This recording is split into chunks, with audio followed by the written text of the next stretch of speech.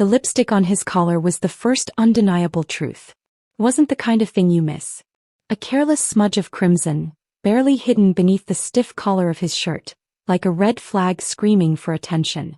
It caught the light in a way that made my stomach drop, a tiny brutal stain that spoke louder than any whispered excuse ever could. I saw it the moment he walked through the door, the way his shirt hung off his shoulders, the faint smell of perfume lingering in the air behind him. The scent was unfamiliar but not foreign, sweet, floral, just enough to be intoxicating like poison.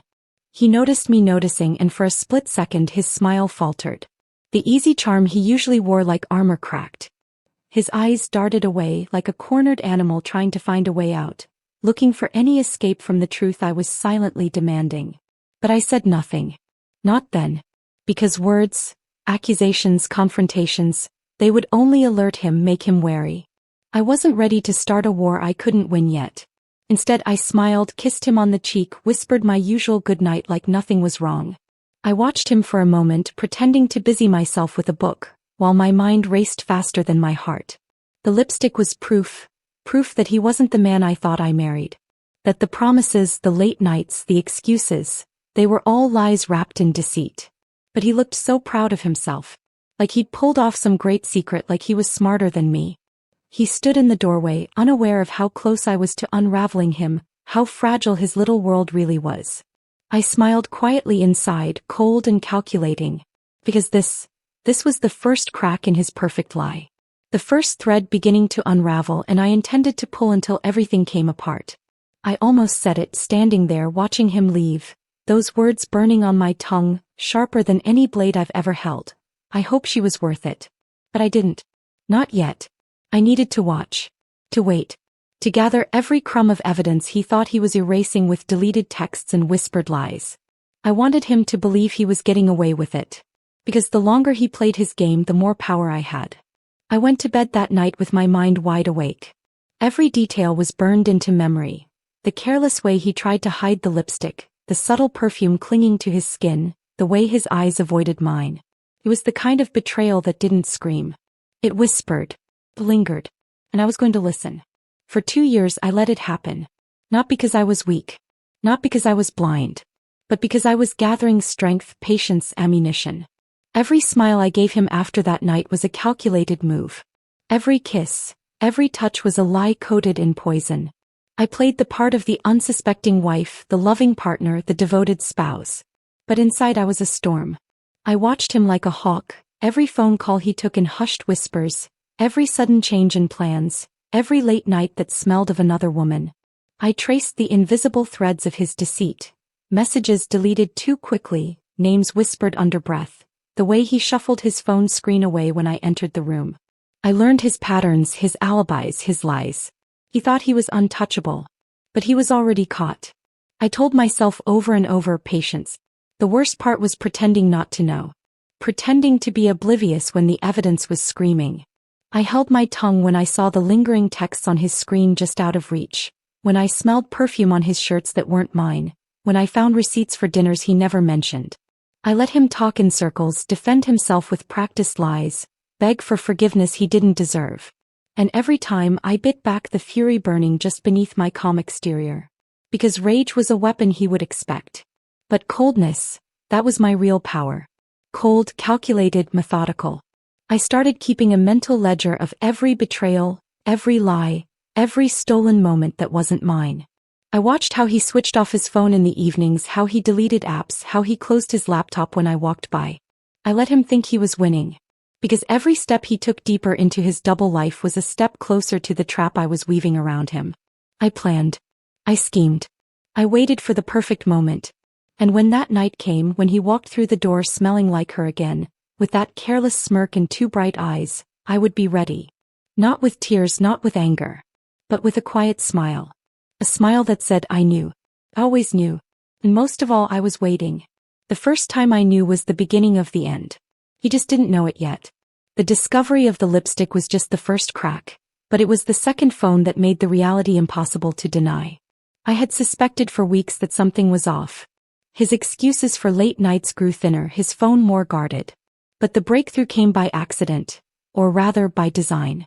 He had started taking his gym bag everywhere. I thought it was just another routine thing, but the way he handled it, nervously, protectively, caught my attention. So one evening after he left the house, I slipped into the bedroom, careful not to disturb anything. His gym bag was heavier than usual.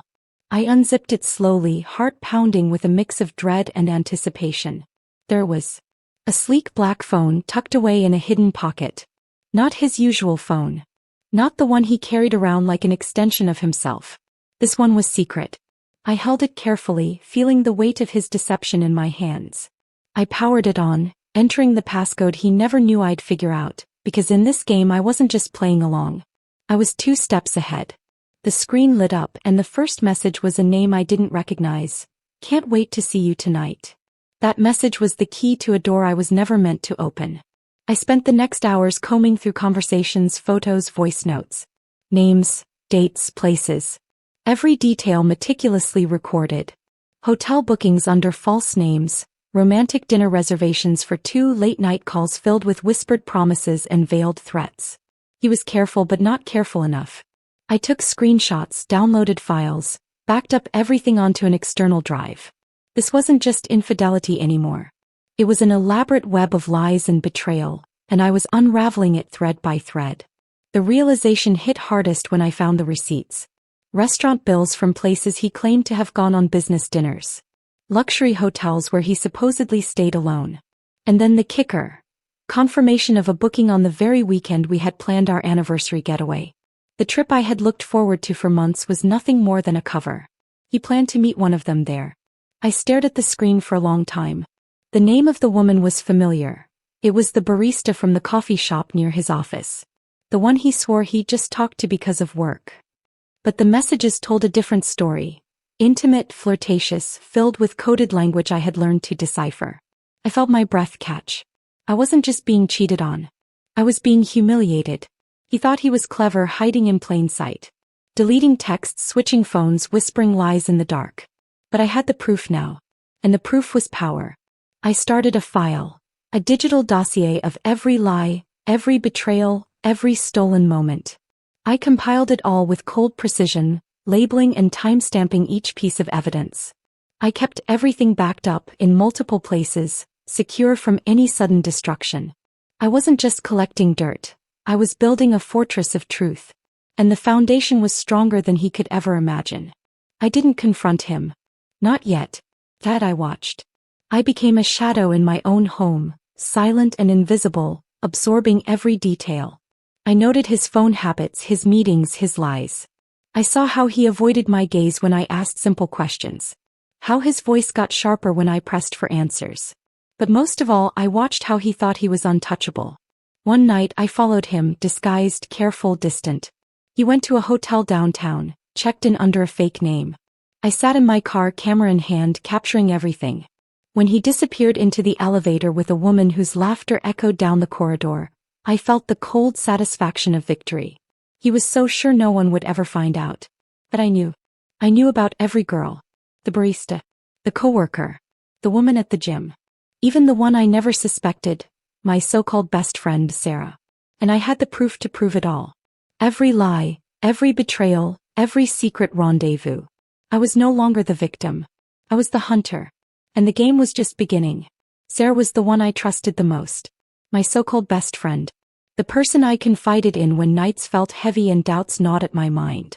She was always there, or so I thought, offering quiet support, a sympathetic ear, a shoulder to cry on. She was the person I never expected to betray me. It started subtly. At first it was the small things. Sarah asking if I was sure about his late nights, hinting that maybe I was imagining things. "Maybe you're being too hard on him," she said softly one afternoon, when I mentioned how tired I was from waiting up again. Her tone was gentle, but there was something else beneath it. A flicker of something unreadable in her eyes. I brushed it off. I told myself it was just concern, that she was trying to protect me from the truth I wasn't ready to face. But the unease lingered, like a shadow at the edge of my vision. Then one night everything changed. I had gone to bed early, exhausted from the constant mental strain. The house was quiet except for the faint ticking of the clock. I woke up suddenly in the middle of the night, thirsty. As I reached for my glass, I noticed something glinting on the pillow beside me. It was an earring. Small, delicate, and unmistakably hers. Sarah's earring. My heart stopped. I held it in my hand, the cold metal a stark contrast to the heat rising in my chest. I didn't scream. I didn't confront him then. I didn't call her. I sat in the dark, letting the truth settle in like ice. The betrayal was real. She had been with him. With him. My husband. The man I had spent years loving, fighting for, hoping would come back to me. And my best friend had been lying to me all along. I felt sick, but my mind was clearer than ever. This wasn't a moment for tears or breakdowns. This was a moment to act. I began to plan. The first step was to make sure Sarah knew I knew. So I sent her a simple text the next day. Can you come over? We need to talk. Her reply was almost immediate. Of course. Is everything okay? I waited until evening. When she arrived, she was all smiles and concern, but I held my calm like a shield. We sat in the living room, the air thick with unspoken tension. I didn't start with accusations. Instead, I let the silence stretch, watching her squirm under my steady gaze. Finally, I pulled out the earring. Her smile faltered. She asked, "Where did you find that?" I looked her dead in the eyes. "In my bed last night." Her composure cracked. The mask slipped. But I wasn't done. I had one more move, one final piece to make her confess. "Sarah," I said softly, "I have a recording." She blinked, confusion and panic flashing across her face. "What recording?" I pressed a button on my phone. Her voice filled the room, shaky but unmistakable. "I can't keep pretending," she said. "I didn't mean for it to go this far. It just happened." Her confession spilled out, raw and damning. How she met him at a party. How they started talking, how she convinced herself it was just a moment of weakness. How it spiraled into something she couldn't stop. The betrayal was suffocating. Sarah sat there, tears streaming down her face, begging for forgiveness that I had no intention of giving. But I didn't yell. I didn't cry. I simply watched. Because now I held the power. The knowledge that my best friend was no different from the other women who had stolen from me. And she would pay. As she left my house that night, I locked the door behind her with a cold finality. He was no longer my friend. He was part of my revenge. He thought money was his power. He was wrong. I had watched him for months, smirking as he flaunted his wealth as if cash could buy absolution, loyalty, or love. But he forgot one crucial thing. That money was also mine. Quietly, methodically, I began weaving a web. A financial web that would tighten around him until he couldn't escape. The game had changed. No longer just evidence collector or silent observer. I became a strategist, a puppeteer pulling the strings from the shadows. I started with the basics. Passwords. Bank details. Credit cards. Insurance policies. I knew where every account was, how to access every safe deposit box, how to reroute payments without triggering alarms. Years of shared finances gave me the key.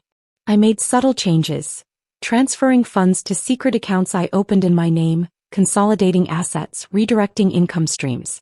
It was slow, painstaking work, but that was the point. The slower the better. He had no idea his access was shrinking, no inkling that the money he considered his fortress was crumbling beneath his feet. Meanwhile, he was living in a delusion, convinced that his money was untouchable, that his gifts to the women he betrayed me with were simply indulgences from his fortune. He bought her jewelry, that barista with our money. A diamond necklace she flaunted proudly on social media, tagged with his name. He sent flowers to the coworker, charged to our joint credit card. He took another woman on lavish dinners, charging meals to accounts I had quietly drained hours before. And I let him. I watched with cold satisfaction as he showered these women with gifts, bought their affection with money I was siphoning from his own pockets. Every dollar spent on his betrayals was a dollar stolen back from him. A silent, invisible payback. He didn't see it coming. The cracks began to show when he asked me about certain payments, luxury purchases he claimed he didn't authorize. I feigned ignorance with perfect innocence. Maybe it was a glitch? I suggested. Or, I'll call the bank tomorrow. Meanwhile, I was already 2 steps ahead, freezing accounts, canceling cards, locking down investments. He grew frustrated, angry, even blaming clerical errors or tech failures. But I was calm, unshakable. Then came the real shock. The photo. It was buried deep in his phone, hidden among a sea of selfies and meaningless snapshots. A candid shot, time-stamped late at night, blurry but unmistakable. Him standing with a girl.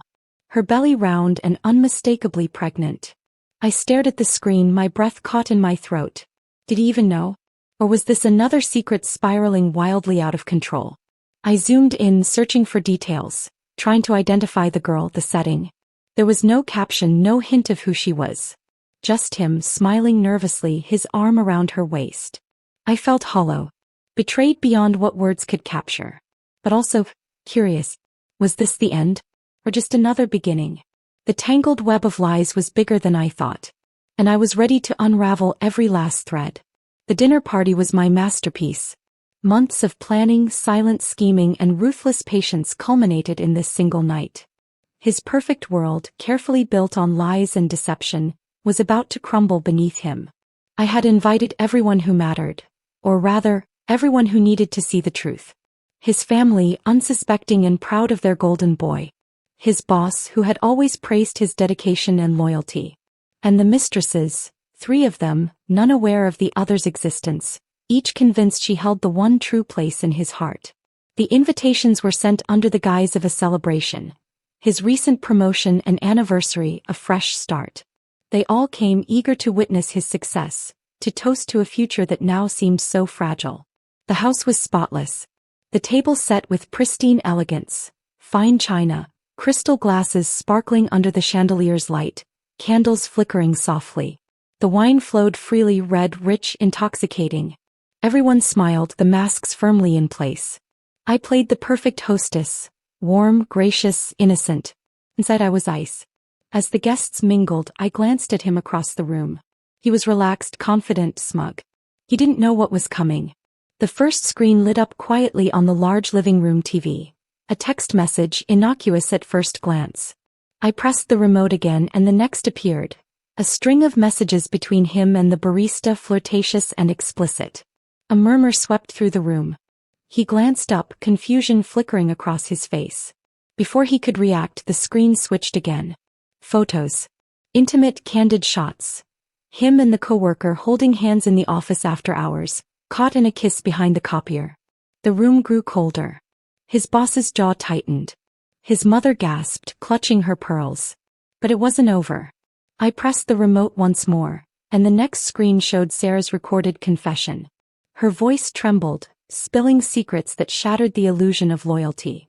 The room fell into stunned silence. Then chaos erupted. One of the mistresses, the youngest, jumped up, eyes blazing with fury. She lied to me. All of you lied to me, she screamed. She marched across the room and slapped him hard, the sharp sound echoing like a gunshot. He stumbled back, stunned. Another woman broke down in tears, sobbing openly, exposing his lies like a raw, bleeding wound. His family exchanged looks of disbelief and horror. His father's face twisted in anger. His sister turned away, shaking her head. His boss sat frozen, eyes wide in shock. The man who had stood so tall just moments before was now unraveling, exposed and powerless. I watched it all, heart pounding with cold satisfaction. I was the predator now. The hunter who had caught the prey in his own trap. As he stammered, trying to explain, to deny, to apologize, no one listened. The truth had spoken louder than his lies ever could. I stood raising my glass. To honesty, I said, my voice steady and clear. To endings and new beginnings. The room was silent, save for the sound of shattered trust settling like dust. And I smiled. Because tonight I won. He was a man who thought he had all the control. The master of his domain, the puppeteer pulling strings with calculated charm and deceit. But tonight all that control slipped through his fingers like dust. He begged. Kneeling on the cold floor of our once shared home, eyes wide and desperate, voice cracking under the weight of his own unraveling. I'll change, he said, voice hoarse and pleading. I swear. Please, just one more chance. Tears spilled freely down his cheeks, bitter, regretful, raw. But I didn't soften. I didn't flinch. I was the storm he never saw coming. In my hand I held 2 things, symbols of the end he refused to accept. The divorce papers, crisp and final, sealed with the cold ink of justice. And a USB drive, small but heavy with every lie he ever told, Every betrayal he thought he hid, every secret he hoped would remain buried. I placed the papers on the table before him. Slowly, deliberately. He looked up, broken and hollow-eyed, searching for any shred of mercy in my gaze. There was none. I handed him the USB drive, watching the flicker of realization cross his face as the truth hit him like a tidal wave. "This," I said softly, voice steady and unyielding, "is everything. Every text. Every photo. Every recorded confession." He swallowed hard, the fight draining from him. I whispered one last thing, cold, steady and final. "Hope she was worth losing it all." His world shattered piece by piece. And I walked away. Because this was no longer my fight. This was my victory. Game over. If you enjoyed this story, don't forget to like, share and comment your thoughts below. Would you choose love or loyalty? And don't forget to subscribe for more true secrets every week.